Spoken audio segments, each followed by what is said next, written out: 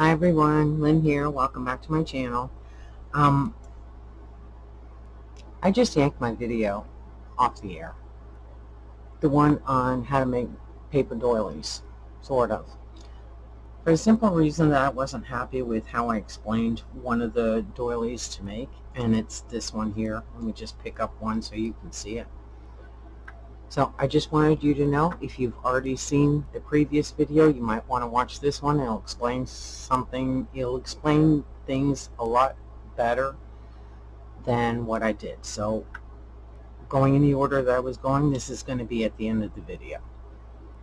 All right, back to the original. Today we're going to talk about, and we're going to make some doilies. Who doesn't love doilies, right? I mean, there's so many different ones out there. You can get them in pretty much standard sizes are like what, 4, 6, 8, 10, and 12-inch doilies, especially if you're talking about round doilies. I mean, I just picked these up. These are Martha Stewart, and they're from Michael's. I love these. I love that color. I hope you can see it. It's aqua. This is an old Michael's. It's like craft paper. A little bit thicker than paper, but this was in their like dollar bin when they used to have that. Sunflower. Of course, these are from Dollar Tree. These are my absolute favorites, and I hoard them. Yes, I do. And then, of course, you got metallics, and we got the little ones. They're all beautiful, but they can get expensive, but that's not the point. Point is, I like doilies, and I like layering them to do all kinds of things. But sometimes I want my doilies to be other than white, or to have a different pattern.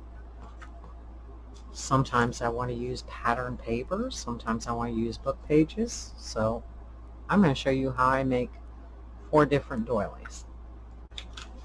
So what can you use to make your doilies with? Well, pattern paper, cardstock. This is scented drawer liner, book pages, older book pages. Problematic for some things. How about vellum? How about copy paper? How about anything that's paper? If you can cut it with scissors, you can punch it with a punch, or you can die cut it. You can make a doily with it. Okay, so the first one I'm going to show you is using a coffee filter. Now, I've tried punching coffee filters. They tear and rip. Can you use dies on them? Yes, you can, as long as it's a simple die. You don't want anything that is fancy like this, that has a lot of detail in it. It won't die cut it properly, or it'll tear when you're trying to take it out of the die. So what's another way that you can use? Well, how about scissors? How about decorative scissors? And yes, this is the simple one. They're going to get prettier. You watch.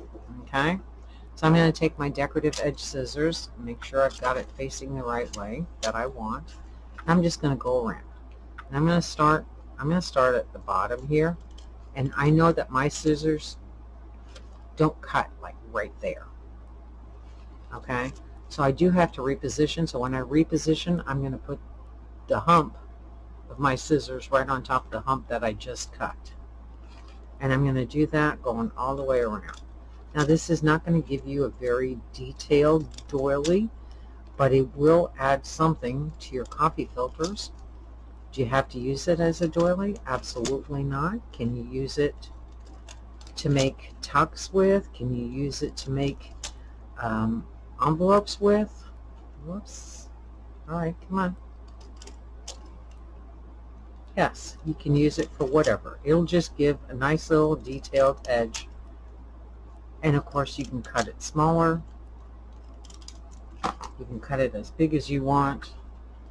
Hopefully you can see that. Cute, isn't it? That was the simple one. All right, so what's the next one that you can make? Another simple one. Well, we've already talked about dies. Of course, if you're lucky enough to have doily dies, and I do have some, then you can go ahead and die cut them out of anything. You can die cut them out of pattern paper, out of book pages, out of whatever you want. As long as your die will cut it, you can do that. But I don't always want this fancy, although I like this fancy. So what are some other dies? What if you don't have doily dies? Well, what are other dies you can use? How about circle dies? This one here is this one. Now I'm going to come back and show you something you can do to it to make it more doily-like in just a minute. This one is this one. Okay, does it have to be round? Absolutely not.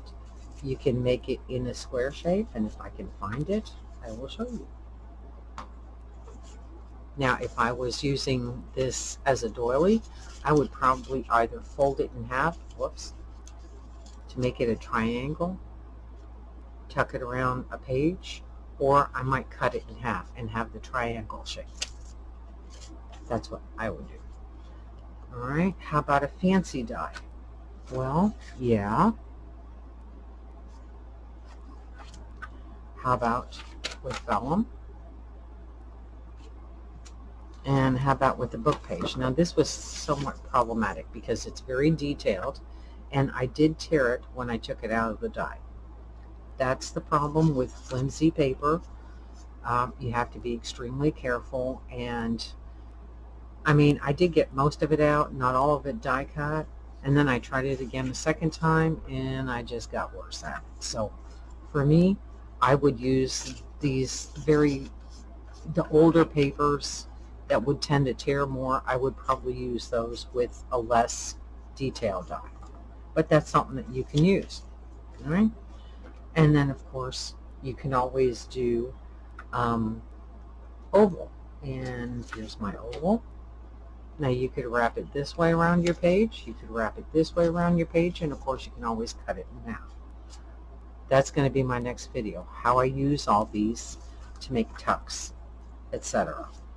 Okay, we're going to start with, at the very least, tucks. Here's one that I did with floral paper. That was the simple one, or not the simplest one, but, you know, because it's got shapes in it. And the thing is that you can layer these over your other doilies. And this is what I like. So I can use less expensive doilies if I want and layer something else on top of it and really get a really nice effect. Okay, could I use that with this one? Yeah, maybe. Maybe not those colors, but I could. How about with this one here? A little bright, but yeah, I could. That's what I like. So if you like doing that, this is probably a good place for you to learn some more tricks. Okay, so let me put this aside. So we talked about a fairly simple one. So this is, let me find it. This is a Spellbinders Nestabilities Classic Scallop Large Circle. So instead of just a plain circle, we have this. Okay, again, this was simple. I could cut the cuff over with it. Book pages, pattern paper, another book page, and another book page down here. So how did I go from this to this? And I wouldn't do that with this. A bunch. This one is, I think it's 1/8 inch hole. I think that's what it is. So I'm going to stand up to do this because so you can see what I'm doing. I'm really not going to spend a lot of time trying to make this perfectly centered because in the grand scheme of things, it's really not going to show. So I'm just going to punch somewhat in the middle of each little mountain, I guess, for lack of a better word. And it's my thoughts on making these kind of doilies and stuff is that if you're looking for perfection, this is not going to be what you want. But if you want something different and be able to use whatever paper you have, or papers that you normally wouldn't see as a doily, this is certainly one way to do it. And you can get the colors that you want. How cool is that? Now, is it a little off? Yeah, it is. Does it really show? No, it doesn't. So again, here's another one, which I've already shown you. So let's see how that would layer up. Maybe not so much that color.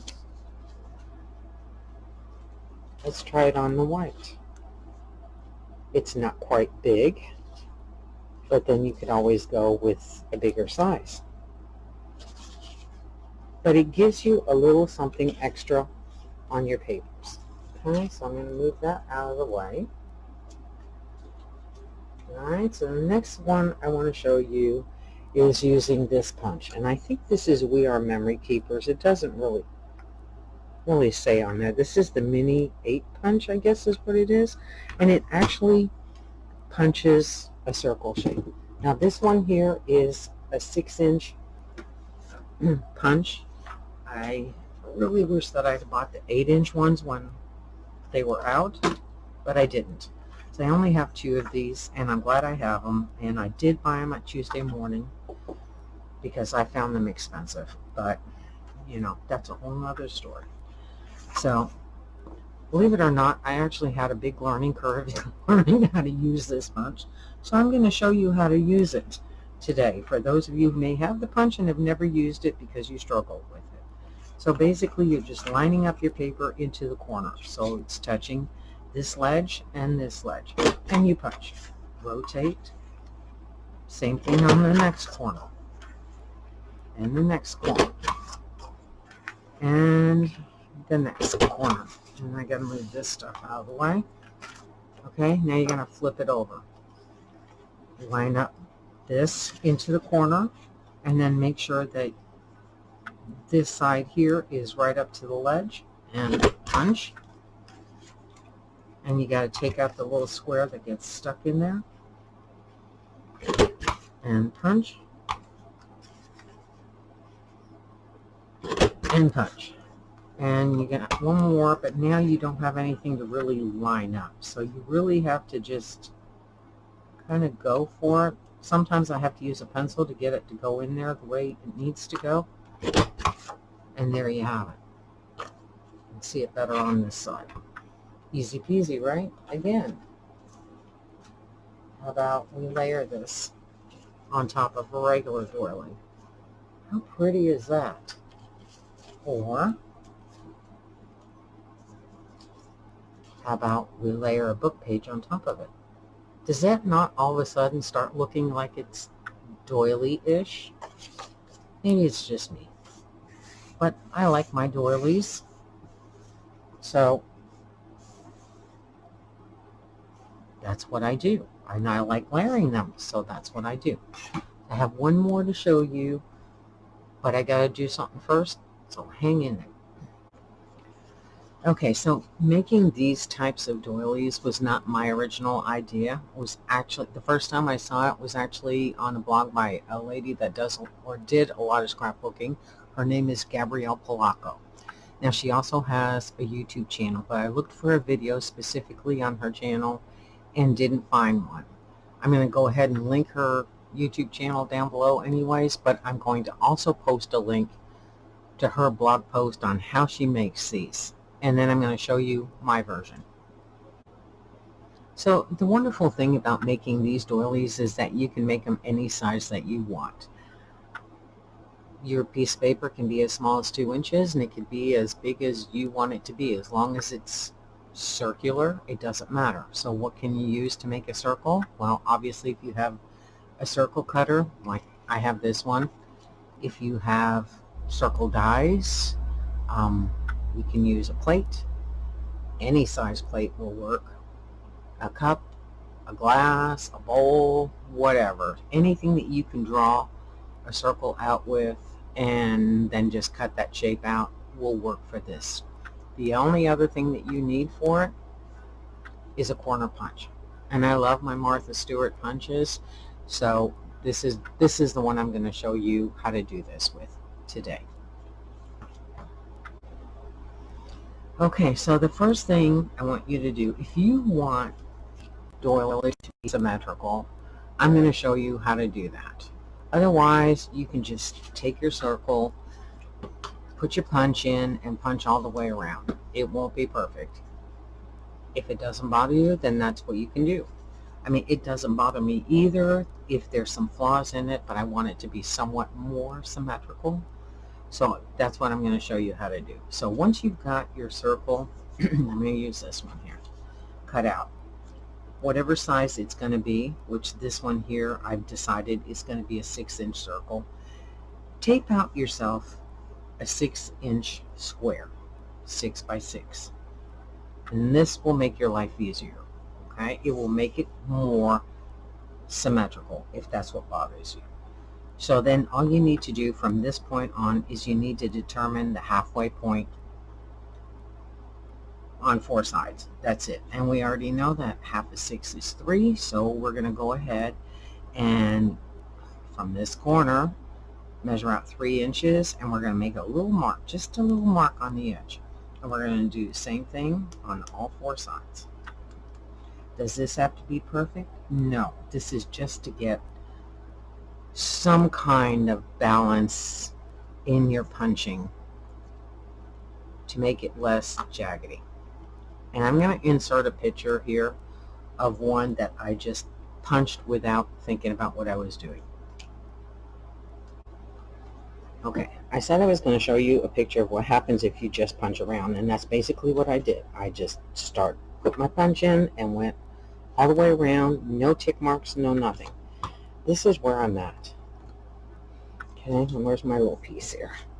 Okay, so if I put 1, it won't be quite big enough. I could do just 1, but it'll be off and you'll see it. And I can't very well put 2 because then they'll be too close together. So this is why if you want it pretty and symmetrical and more like a doily, then make your lines. Otherwise, just punch around the page. And I'm going to do one single punch and show you. And try and line it up as best as I can in the middle, which is like near impossible because I can't see. And this is what I end up with. So then I need to cut these off, which is something else we need to talk about in a little bit. So let me put this behind it here so that you can see. So can you see how small this mountain is and how big these mountains are? So you can tell I was off. In the grand scheme of things, it really doesn't show that much. But if you want it to be equal, like this one, then mark your lines. Okay, so I've got 2 different sizes here. This one here is a 5-inch circle. This one here is a 6-inch circle. And I'm going to punch both just so that you can see the difference on decisions that you're going to have to make once you get to those angled points. Okay, so we're going to start with the 6-inch one, and take your punch, and as you know, corner punches have the wings. Close it up. Turn your punch upside down because you need to be able to see what you're doing. So this is where we're going to start. So I'm going to go ahead, I'm going to stand up and I'm going to insert my punch in here, and I'm going to find my little tick mark, and hopefully you can see that little tick mark right there. Okay, I'm going to center my punch on that line as best as I can, and then pull the punch back just a little bit, just so I have just the tiniest little bit of, whoops, I moved, paper beyond the flower pattern so that my flower doesn't get cut off. And I'm going to punch. Okay, and then I'm going to go to the exact opposite side, find my tick mark, and do the same thing again. And then I'm going to go the opposite. I'm going to go this way.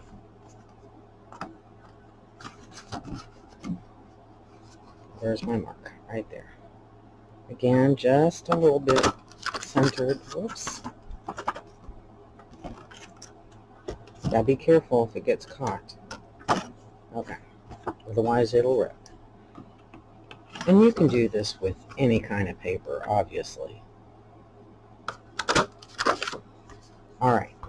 So I'm going to punch out this one here now so that you can see what I'm trying to explain, what I couldn't explain in the first version of this video. This one is a 5-inch. So I'm going to do the same thing. I'm going to go ahead and find my tick mark, center my punch, leave a little bit of room on the edge, punch, flip it over, do the exact opposite side.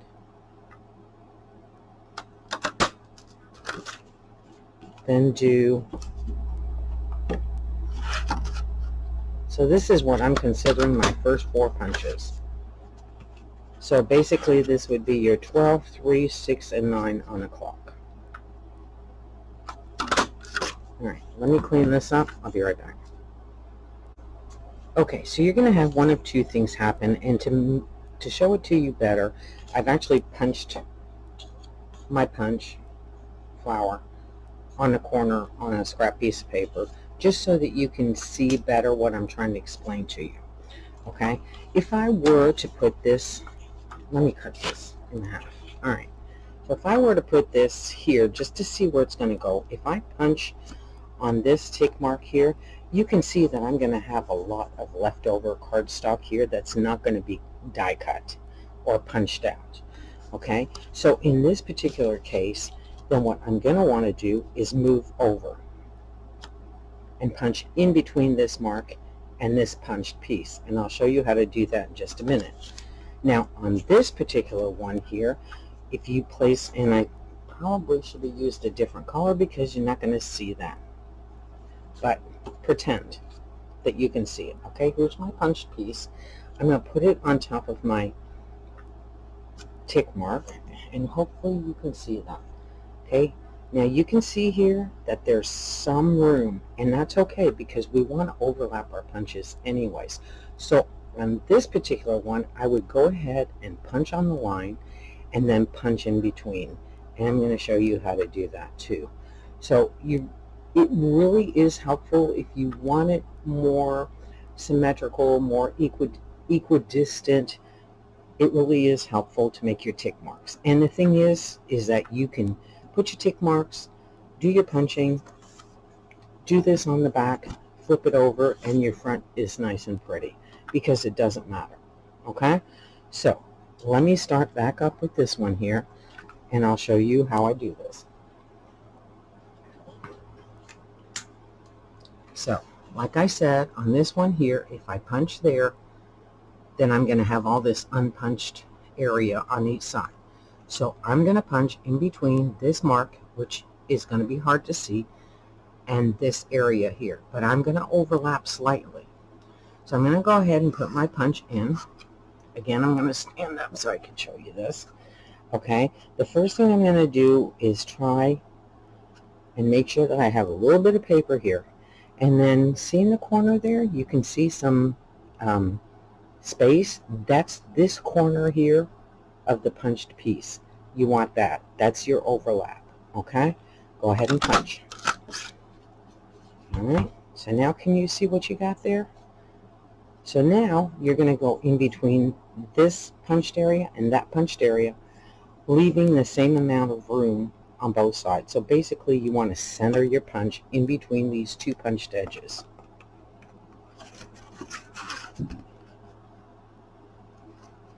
Alright, so now I can see I have enough room on the back side so that my flower is not going to get cut off, and I've got some punched edged on this side and some on that side. Go ahead and punch. See what I'm saying? Pretty easy, right? Alright, let's go ahead and finish punching this one here, and I'll be back. Okay, so here is my doily. And you can see it's not perfect. If you really look at it, you'll be able to see that it's not perfect, but it's pretty evenly spaced out around, which is why I like to make the tick marks. on this. So this is the 5-inch one that we punched in between the tick mark. Okay, now we're going to go back. We're going to go to the 6-inch one, and I actually punched one in a different color so that I could show you better. Okay, so if you punch here on this tick mark here, okay, your punched edge is going to go like this. Try and center this a little bit. Okay, so it's going to punch to here. Right, you still have all this room, which basically leaves you that space to make another punch. I hope that makes more sense than if you saw the last one than that one. So now we're going to punch in between, or not in between, we're going to punch right on the tick mark, doing exactly what we've been doing. Insert your punch, line up on your tick mark as best as you can, pull it back a little bit just so you have just enough paper beyond the flower, and punch. See what I mean about the space here? There's plenty of space in there to make another punch. So just like the last one that we did, we're going to punch in between here, and we're going to try and make our overlap as evenly spaced as possible. Okay, now it's going to be a little bit more on this one here. Can you see? Hopefully you can see that. Okay, there's definitely more overlap on this one. And depending on the size of your doily, you may have less or more overlap. So I'm going to go ahead and do this side too. The thing is that it doesn't matter how much overlap as long as you're not punching through your main pattern. Okay, can you see what I'm talking about here?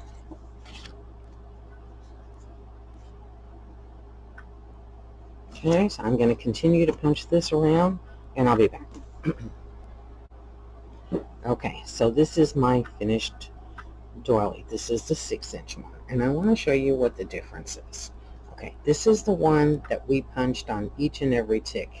This one here we punched on our 4 originals, and then on either side of that 5th through 8th tick mark. Okay, it's kind of hard to tell that there's a difference, but there is, and let me show you. If I were to put this here on top, okay, and try and center it, you can see that my little mountains here are bigger on the smaller piece, but it's still symmetrical. Same thing with this one here. So if this is what you're looking for, then that's awesome. Easy peasy, right? Okay, so I'm actually using a different punch here. It doesn't matter what punch. As long as it's a corner punch, it doesn't matter. So you saw me a little while ago cutting off some bits off the edge. And I want to show you something.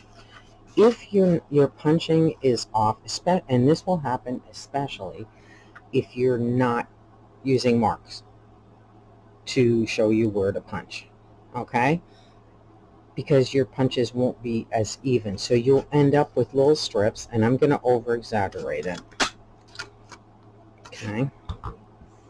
Let me get my white doily so you can see it, okay? I was off by a lot, and I did that on purpose.